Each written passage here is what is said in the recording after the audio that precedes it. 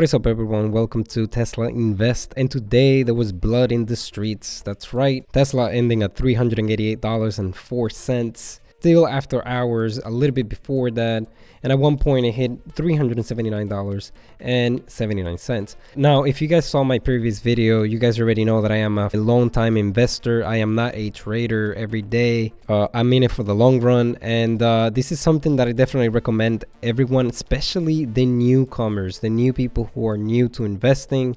And the reason for that is because a lot of the times people think that they can predict the future and they only focus on the number and they don't focus on the company. The market has just been panicking like crazy. And one of the things that I like to think about is what is going on fundamentally on the company. Is the company still strong? Are they still executing? As of right now, there's no news about Tesla stopping the construction from Giga Texas or Giga Berlin or anything like that, which would substantially affect the stock. You know, right now, as you guys already know, Tesla beat the market when it came to the expectations on the third quarter. S&P 500 may still be in the lookout, because that's something that they're going to be having a lot of pressure. Tesla meets every single one of the criteria points. Once Q4 comes along, that's going to be the nail on the coffin that is going to force them to have to make a decision whether they like it or not. We already know that Tesla is not Wall Street favorite, and you know, it is just one of those things. But going back to the point that I was trying to make,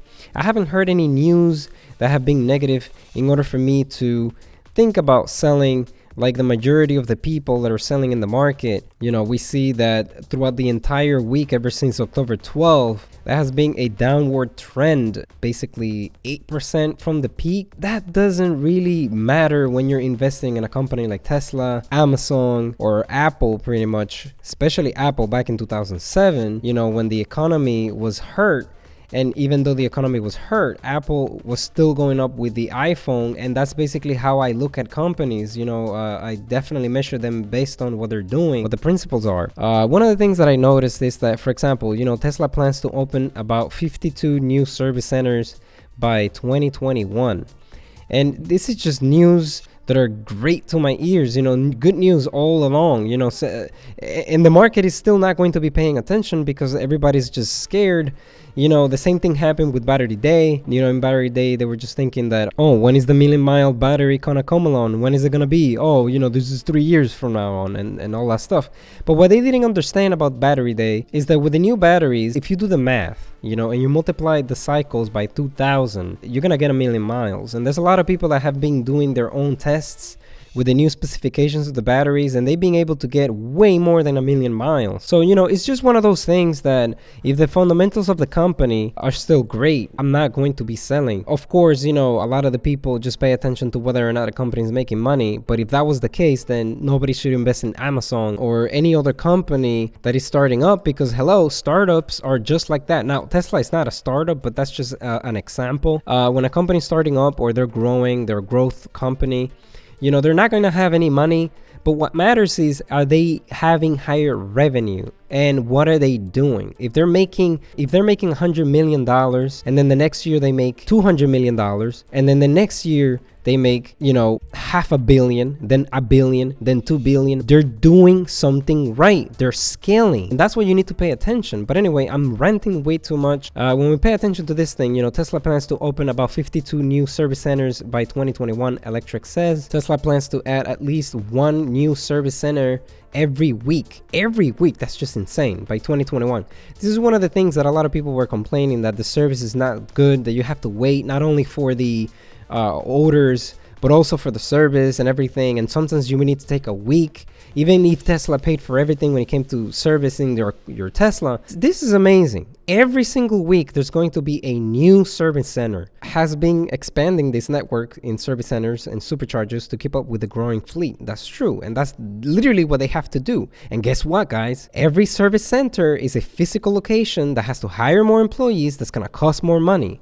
Every single time Tesla invests money out of their quote unquote profit, every time they make a revenue, they have to invest it back. And this is just a small, tiny percentage of what Tesla is doing, you know, aside from building more factories, aside from, you know, always figuring out a better way to build the chassis of the vehicle in a more efficient way so that they can have better margins, which by the way, the margins have been increasing.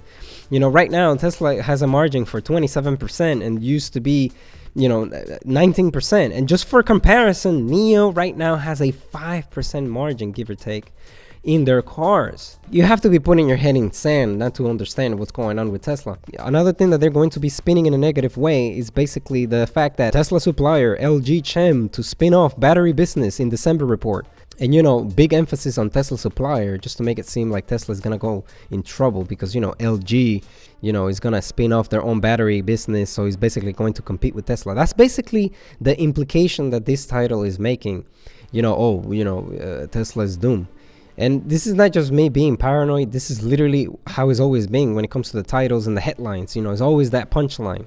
So LG Chem Ltd shareholders have given a go-ahead to the company's management to spin off a battery business into the new entity. The new unit, to be launched on December 1st, will be called LG Energy Solutions and will be wholly owned subsidiary, according to Reuters. I don't know how you pronounce that name, so I'm so sorry. Sounds like router. Anyway, so Tesla Inc. supplier can now reportedly take its battery business public to fuel the expansion. Okay.